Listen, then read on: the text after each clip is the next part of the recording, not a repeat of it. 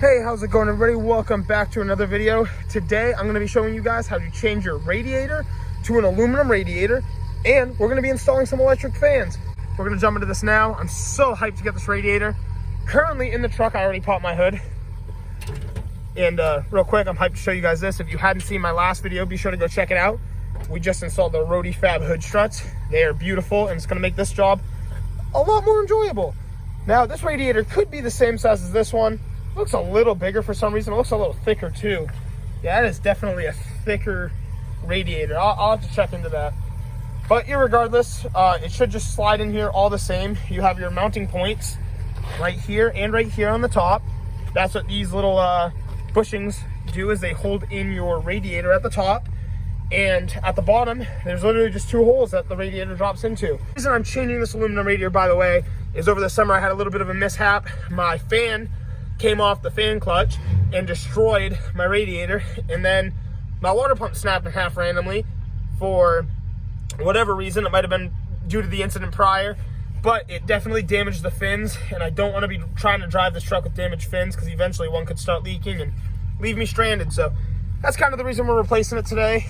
Hey, what's up, guys? All right, so it is a very cold morning right now. It's just a little below freezing. It's in like the 30s, and I just got the rest of the parts that we need in for the truck, and there's no snow on the ground, so no excuse not to do it. But I'll show you really quick the parts that we're going to be working with to install our electric fans. The first thing we're going to do actually is pull this radiator out, take the fan shroud out, and take the fan off and clear up all of this space right here.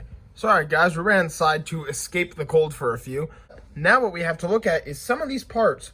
So you can buy a kit with these two fans and the radiator. I guess there's a kit for a Nissan Altima that fits up to your factory radiator, and it has a shroud. I don't know for sure, but it's a recommendation. So that right there has a shroud. I did want one, but I've seen plenty of people run the fans without a shroud, so it doesn't matter. And I do daily drive the truck, so if you're like, oh, I daily mine, I'm not sure, I daily mine as well. So it's going to be a good test. The fortunate part about a shroud is you have to run some certain clips. So we're going to essentially set this, you know, wherever on the radiator. This is just an example. We're going to set it in a place, and then you have these poles right here. I'm not going to run the springs, I don't think. I think I'm just going to run this with this piece. It goes through the fins of the radiator, and then you attach this little round piece, this little, I'll call it a hat, I guess, little washer, and you just feed it right on until it's tight.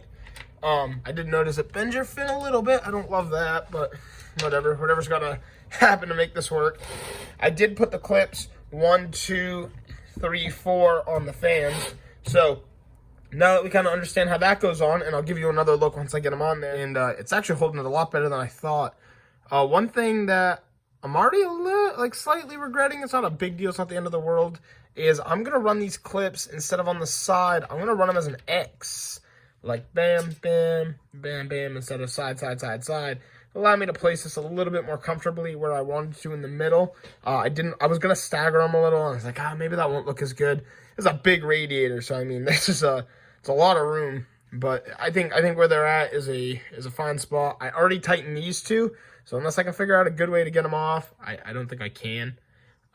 So that's whatever. I mean, they'll just sit there. And here is a look at the back. I haven't gotten those in yet, but these ones are in now. You can see the tabs, and then we'll cut the excess. But not too bad. Regardless, I'll finish tightening them up. And like I said, I think that's a good placement. We have this pretty cool kit from Mishi Moto, and what it does is right here there's a little plug, but you can adjust what temperature you want your fans to kick on. So I don't have to run a manual switch. It's all going to be electric on its own. I think the mechanical fan is great to the aspect of it's lasted over 25 years, as to this could short out in 5 to 10. Or it could last for just as long. I'm not too sure. But like I said, I daily my truck, so this has to be reliable. One thing I don't love about the kit is you don't get this piece with it. This is like pretty standard radiator hose sizing, but you have to buy this piece separate, and it allows this little sensor to feed in, and this is what reads your temperature. So they give you a whole harness though from here. Okay, so let's talk about the wiring harness really quick. So this is our diagram right here. So on the fan, it says the loose red wire goes to the positive side of the battery. So in our case, it'll be the blue wire, I'm assuming. Black is usually negative. So we have to link, I'm gonna link these two blue wires together and then they're gonna come out as one wire, and I'm gonna run all the way to my battery with it. Then we have our negatives. I'm going to splice them together and then make it one wire. And once the black wires are spliced together, which will be our negative, we actually connect it to this red wire right here with the fuse that comes out of our harness. Our yellow wire goes to our switched ignition. So I'm thinking I'm gonna run this yellow wire most likely to my amp, because I have a remote wire running all the way to the amp right now. Black goes to the chassis ground, so that's pretty sweet. And I'm thinking in our case, we actually don't mess with the green wire. All right, so now it's time to start disconnecting everything. I think I'm going to start just by removing these mounts up here really quick. One of the earlier things we're gonna have to do is jack up the truck and disconnect the bottom hose. It's just gonna be a little hose clamp down there. Yeah, you can see it from right here. So we're gonna disconnect that hose clamp, pull the hose off, have a drain pan ready, and drain all of our coolant into it. I do have some more coolant, so I should be good to go. So two things really quick, actually. Instead of removing my Allen keys, I actually can just remove the 10mm that holds it in back here. I don't know why I didn't think of that right now, but that'll make it so I don't have to mess with the brackets, and it's only 2 bolts.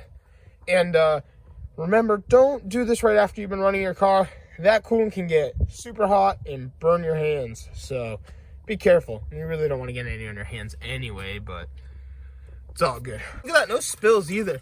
That's great.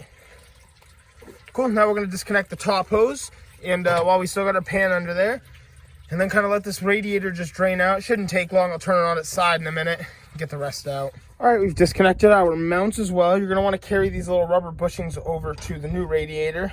You can just pop it out with a screwdriver. I like this cap, I don't know, looks good. I like the clean look without the sticker that says warning. And we just gotta remove this. I think it might be like a 1/4-inch socket, but we just gotta remove that, and I think we can pull the radiator right up and out as long as it doesn't mess with the fan. If it messes with the fan, we'll undo our like 4 bolts that are holding the fan shroud in place. We'll pull the radiator and then pull that out. The fan shroud is separated from our radiator, so we're gonna turn it a little. Just pull this thing right up out of here. There still might be a little fluid, so be careful. We're gonna put this to the side, throw it on the ground for now. And I think one other thing you're gonna wanna keep is these little rubber bushings down here. Make sure you take these little feet. We're gonna install these on the new radiator.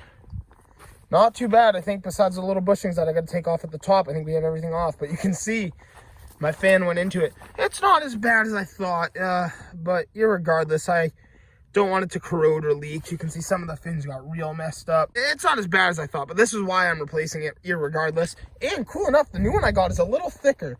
I do like that Low Pro filler cap piece, but that's all right. Now we can take this and pull it out over the fan. Gotta keep this. Is actually a good piece, and be careful not to leak any coolant on your paint, like my tail just did. But now another exciting part is we get to take this fan off. I'm pretty hyped about that because this caused me a lot of misery this summer. In all, this fan is super reliable. It works just fine. The truck never overheats. Switching to electric fans definitely helps cool your truck. It'll actually, depending on how you set yours up, it should actually help cool it a little more efficiently. It frees up your engine a little bit, so I'm hoping to maybe notice a little bit of a power difference there. Nothing crazy, but it won't have to spin this big fan.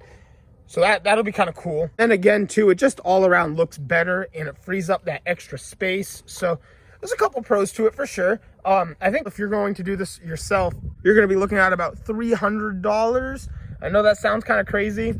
The radiator and the fan setup is $200, and then to get the Mishi Moto kit, it's about $110. So not too bad, but it's definitely doable, and I'll let you guys know if it's worth it or not. But to start, I think it's a 10mm wrench we're gonna need. We're gonna loosen up all those nuts, pull the fan off, and then tighten them back down without the fan on. So one thing we're looking at though is we need a spacer here. And there's probably a part someone actually sells for a moment like this. But I think I'm gonna just use a couple washers. It's very accessible, so if I find something a little more proper, I can just take the nuts off and replace it later. But it doesn't have to be that serious. Also, look at the flake of the paint in the sun right now. Man, that's awesome. I love the color of the truck. So remember, when doing this, you don't want to throw these kinds of parts away. Unless they're trash, try to hold on to them if you can. It's totally worth it. And right over here, you'll see all I did after is just tighten it back up with 2 washers. And that works great. I can even tighten my belt while I'm here. And what's nice is accessing all of this will be so much easier now. It's unreal. We're going to take these rubber grommets and place them down here on the lower part of our radiator support. And that is where the feet of your radiator sit down there. And then we'll mount it after. But we're going to test to make sure this thing fits right where it is supposed to. See, that's the back side right now. I'm going to walk all around and see how this fits. So far everything is pretty good. I've gotten this bracket just mocked up right now. Right here, it looks like I'm gonna have to just customize this just a little bit. I don't love that I have to do that. Now I'm gonna cut some of the excess off of the top of here, just because it is sticking really high up. So we're just gonna cut that down a little bit. I mean, it can be moved a little bit, but I want it to fit just as good as it possibly can. I've gotten everything tightened down for the most part, except for the bottom and upper radiator hose and the little hose that goes to the spigot. Basically, we have this little piece by Mishi Moto. You have to order it separate because they don't know what size radiator hose you have. What you're going to want to do, and I've seen other people do so far, is they always go to the hot side of the radiator hose. I think there's a few different places you can mount it. I'm going to mount it right to the hot side of the radiator hose. I'm not too sure where I'm going to have this electrical box sit yet. I hate adding more wires to the truck. Unfortunately, I just hate the mess. I've been working on wire tucking, so I got rid of every little cord that went to this negative terminal. And just for video purposes, I might add one more for right now. But we're going to hang this up probably somewhere around here. You know, just get a good spot for it, get a good feel. So I just got to think of where I'm running my wiring harness so that I can keep this clean. The less wires, the better. But this is a pretty flat spot. So we'll probably make an incision right here, cut out what we need to, and add this Mishi Moto piece. All right, so I've cut out a section, and I'm going to run my sensor right in here. You're gonna wanna make sure actually you install your little hose clamps first, and then we're gonna run it. So I gotta say, so far, this install has been super enjoyable. Like, I've actually really enjoyed what I'm doing with this. Just super easy, straightforward. Definitely like next step to beginner's level, honestly. I mean, it's pretty straightforward. As long as you know a little wiring, you got a little common sense, anybody can do it. But now we've gotten our Mishi Moto sensor hooked up in between the hose. I think it looks all right there. It's not nothing crazy, as long as it's functional. But I kind of like that little look there. And our sensor plugs into that. So we'll get there in just a minute. But I think we're pretty much at the point of wiring in everything. I do have to add coolant. I'm going to do that probably last because that hose has a hole in it. So I think what we need to do next is go get some Teflon tape, wrap it around the sensor, and plug it in. So Teflon tape is a really thin tape, and you just want to run it all around your threads, and it kind of works as like a little gasket. So now I'm going to thread this into the housing, and just snug. You don't want to break the threads of the housing trying to tighten this more than you need to. All right, so I've tightened up our sensor, and our wire just runs right through here to the front of the radiator around the battery. We're gonna have a little bit of a wiring mess right now. I'm gonna clean it all up later on, but just for video purposes, I just want to show you guys how to get this thing running. So now we're going to install our harness. We have this white side of the harness that's going to click right into it. All right, we've gotten that connected. Now I'm going to just rest this. I'm just gonna rest this right in here for now. I'm gonna make a bracket for it later after the video. Like I said, I'm gonna go through and probably clean up my wires a little better too later on. But this is just for video purposes so you guys can see clearly how to run this. So the first thing I'm gonna do is I'm going to plug in this sensor. It plugs right into this clear thing with the other 2 black wires. Pretty straightforward. So really fast, we're going to fill this up with coolant and move into the sun so you guys can see a little bit better on what I'm doing. So should just hopefully be 1 container of coolant is all we need. Gotta push down a little. And then we'll start it up. Make sure the coolant burps if it needs to, and we'll be all set. So I just filled the radiator, ran the truck for a minute or so, just moved it from over there to over here so we can have some sunlight to work. And I just checked in here, and as you can see, We still have some fluid. So now what we got to do is get it to operating temperature, wait for the thermostat to open, check it one more time after, top it off, and we'll be good to go. So far all that is perfect. And now you guys know the setup and what to do. If you're having any issues, let me know in the comments down below, and I'll see if I can give you a hand if you have any other questions. But now we can get to wiring. So I do have a little bit more insight. You would only use the green wire if you have AC, and I think it's on certain vehicles. So what I'm going to do is just cut that right out. I don't need it. We are going to start wiring our fans first. That's probably our best place to start. So I should have done this above, outside of the engine, but it's completely fine. I have plenty of space to work now. So we are going to cut the blue and black wire, strip them back, combine the two blue wires, and then combine the two black wires, and I'll show you where we run them after. Alrighty, so you can see we've stripped the wires, we've twisted them together. Now we're going to take our sleeve and feed both wires in one side, and then one wire is going to exit the other. So essentially how Mishi Moto wants you to run their kit is we're going to take these two blue wires, turn them into one like we just did. I'm going to run another wire through the other side, and we're going to run this to the positive terminal of the battery. Like, I don't have enough things there already. Don't mind that. We're working on cleaning this up. And on the negative side, we're going to run this to the red wire with the fuse on this kit. I'm going to shorten this up a bit, and should be pretty good there. And it's supposed to be a 30 amp fuse right there. Okay, so we're almost done with all the wiring, which is pretty cool to hear. So we've ran the red wire with the fuse all the way to our black wires. We ran the blue wire all the way to the battery terminal, the positive side. Now we have this big black wire, and that is going to be our ground. I think I'm going to ground it right here on the chassis ground. Like I said, I'm just going to probably self-tapper that into place on the side of my fender, inner fender over here. And then in the future, I'm going to do some future wire tucking. Like maybe I'll try to run the positive cable all the way to the fuse panel or something, just to try to give this a cleaner look. I've been working on deleting wires, so it's the only downside is adding wires, but it's not the end of the world. And this yellow cable is going to the remote wire on the back of your radio, or even a fuse that comes on every time you turn the key. A remote wire that goes all the way to the amp. So to be quite honest, I'm actually going to take it, I'm going to connect them right here, 2 into 1, and then just let it run like that. Or I'll probably do it somewhere right up here so it's really accessible. I'll know right where it is. So I'm going to turn 2 wires into 1 right here, and that way this remote wire is coming off the radio, and it'll power both the fans and the amp. So that should be a solid move. So I just ran a remote wire, and really quickly, something I want to say is I just pulled this out of place. I took the cap off, and the only thing I don't care for is there's no numbers. I thought it was going to let you choose at what degrees you wanted your fans to come on. So we'll kind of just play with it. We'll start the truck, run it, and see how hot it gets before the fan comes on. And then I think if you turn left, it'll probably make it so they come on a little sooner. I'm sure if you turn right, it'll make them come on a little later. That's a guess. So do what you please with that information. But I'll definitely let you know. Another quick thing to note is running the truck, the washers worked out great. We just want to make sure we find a way to tuck these wires so they don't hit anything that's spinning, because that can be a real mess, and yeah, you won't have a great day. So just make sure these are tucked off in a good spot somewhere. So now we're going to start running our tests. We're just going to let the truck idle for a little bit in the driveway and see where it sits. It's a lot smoother. You don't hear that clutch fan when you rev anymore either, which is so sick. It's funny, you don't really hear it in the cab when you rev the truck, but out here, that's all you hear. It sounds like a vacuum cleaner. So that really should free up the engine and clear up the noise and just everything. It's all around pretty good.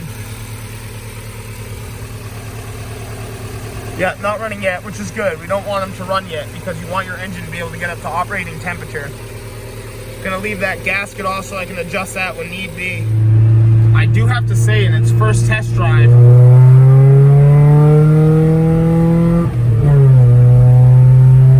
it feels so much more free. Everything just feels so much smoother. Right now, this test is really just to see if the electric fans come on or not, make sure they're working, and then I'm actually going to adjust them down a little bit, just so I don't get to operating temperature so quickly. So honestly, my best recommendation for fine tuning this is drive it until it's about a temperature before where it usually would sit at. And now I'm gonna go adjust the fan and make sure they come on about now, so it doesn't get much higher than this. So actually, funny enough, I can hear a slight buzzing noise, but that's it. I didn't even notice they already came on. I adjusted them just a little bit, and yeah, that's solid. If I can keep my temperature right there, I love that all day long.